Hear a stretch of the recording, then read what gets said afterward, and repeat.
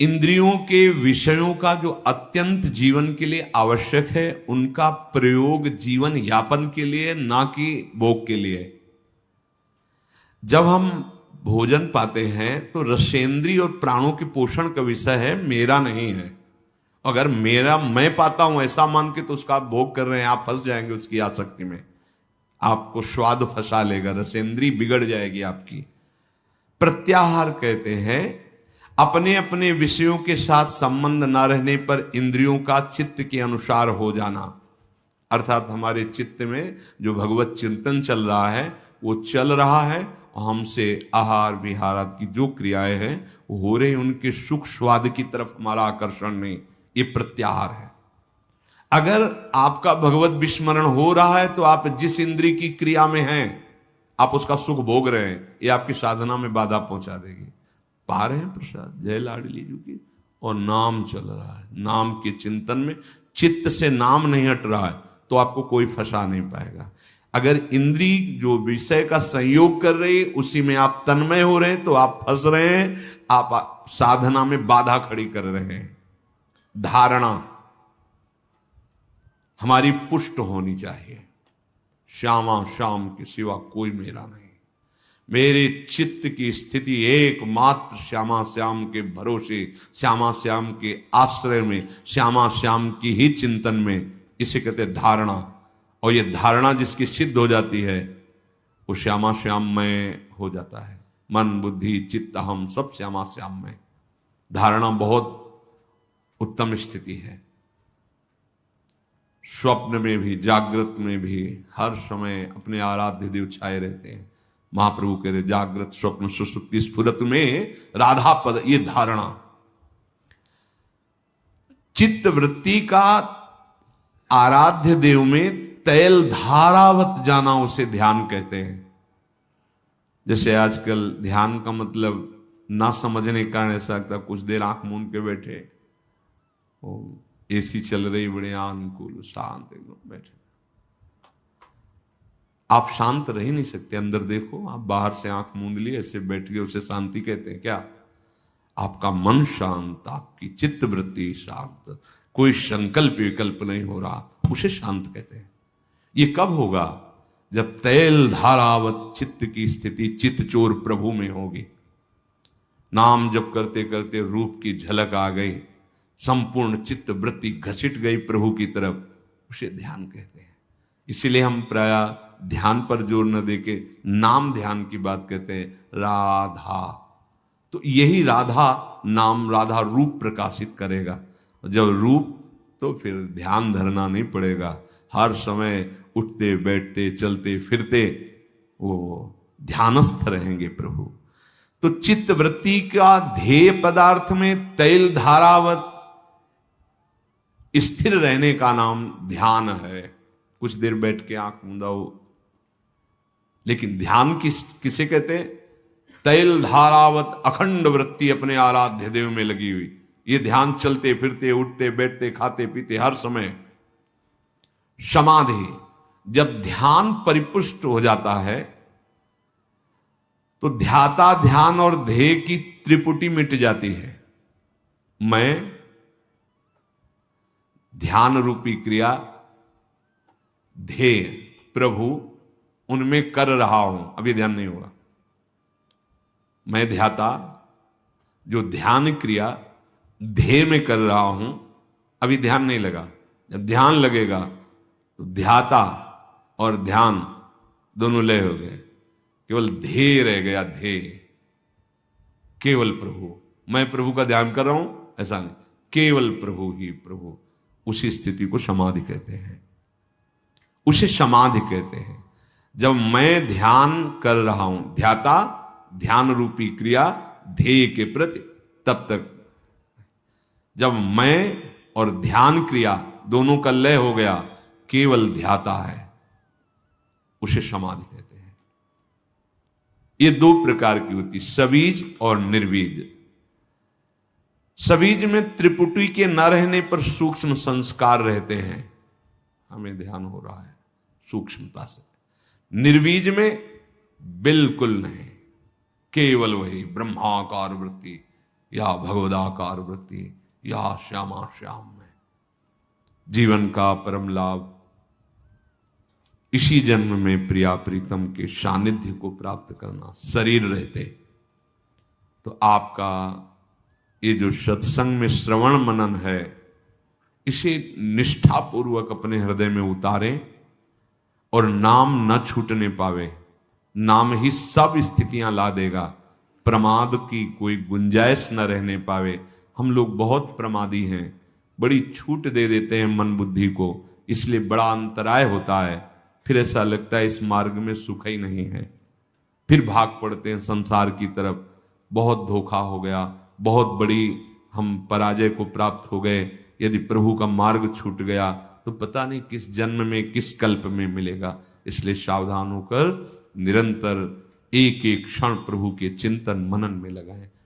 अपने इस परमानंद में, परमार्थ मार्ग में थोड़ी भी बाधा बर्दाश्त मत करो।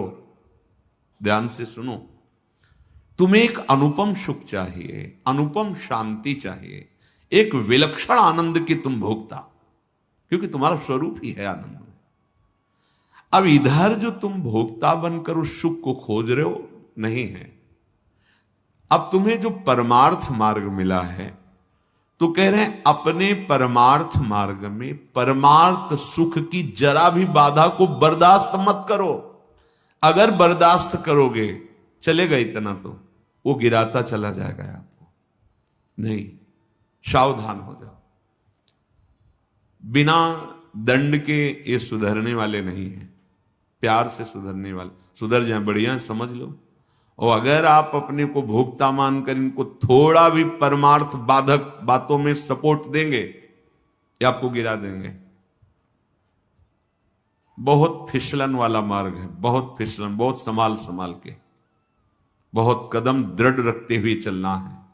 बाधा बर्दाश्त नहीं करनी। अरे जहां त्रिभुवन की राज्य लक्ष्मी देने पर भी आधे पल के लिए भगवत विस्मरण नहीं होना, उस मार्ग के तुम पथिक हो। तुम घंटों बात कर रहे हो व्यर्थ की बात, हंसी मजाक की बात, या ऐसे खान पान विषय में किसी में भी भगवत विस्मरण, मतलब रंग नहीं आ रहा तुम्हारी साधना में, तुम्हारे मार्ग में।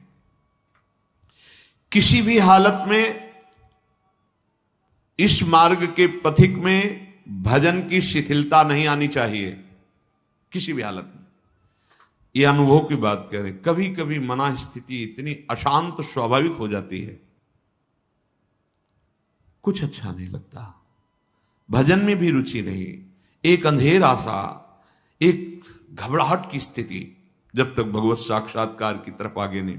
न विषय की चाह है, न भगवत चाह है, न भजन है, न किसी क्रिया में, एक अशांत स्थिति। हिलना नहीं, डरना नहीं, डरना नहीं। उस स्थिति में भी अगर जितनी बुद्धि काम कर सके, नाम को पकड़े रहो, नाम को पकड़े रहो। वो एक कोहरा आया है, अभी हट जाएगा, घबराने की जरूरत नहीं।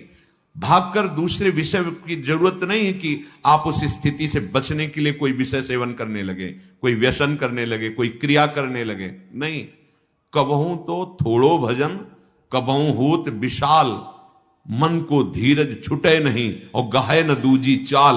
वो थोड़ी देर के लिए स्थिति हट जाएगी, फिर प्रकाश आ जाएगा।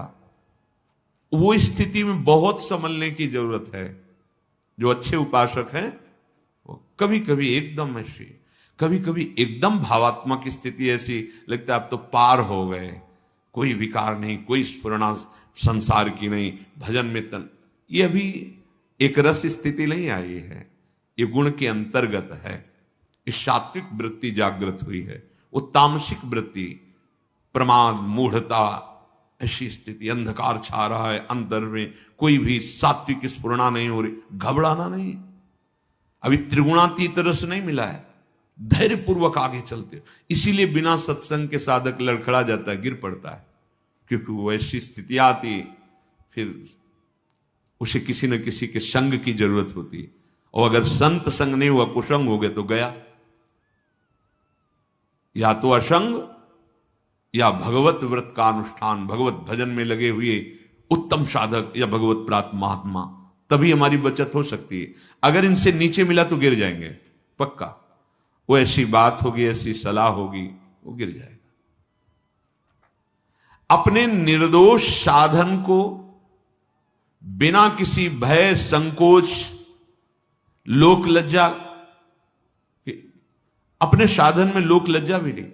हम तिलक लगाएंगे, कंठी बांधेंगे, नाम जप करेंगे, सुबह इतने बजे नहा स्नान करके बैठे, घर के परिवार के लोग या कोई बाहरी उपहार दे तो भगत है या कुछ भी, न लोक लज्जा, ना कोई भय, ना कोई संकोच, अपने साधन को निर्दोष रखते हुए चले, उसे नियम कहते हैं। जो आपको नियम मिला है, दिनचर्या मिली, उसमें तुम्हें बाधा बर्दाश्त नहीं कर। हम लोग बहुत कमजोर हैं, हम हर बाधा को स्वागत पूर्वक आओ स्वीकार कर लेते हैं। भजन छूटा, सद्बुद्धि छूट रही, हम मनोरंजन में लगे। अरे भाई, यही अवसर है मन भंजन का, यही अवसर है इंद्रियों को समाहित करके भगवत स्वरूप में लगाने का। अब आप बर्दाश्त कर रहे हो विघ्न, तो आप जानो फिर क्या हो सकता है, क्योंकि आपकी स्वीकृति है।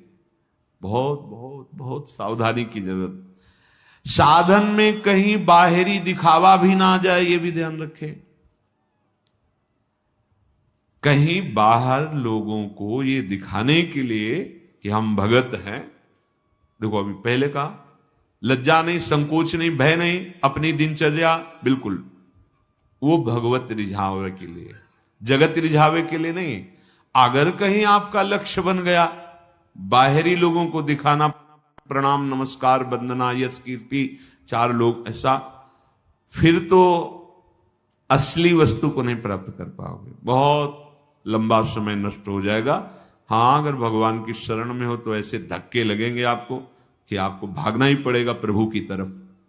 ऐसे विघ्न उपस्थित हो जाएंगे कि उधर कदम नहीं बढ़ा पाओगे, भागोगे प्रभु की तरफ, पर पता नहीं वो कब समय दे। होश में अपने साधन का दिखावा अंदर पता चलता है, आप ही अंदर से जांच कर लीजिए। दूसरे को दिखावा, और प्रायः अहंकार देवता ये बहुत पसंद करते हैं।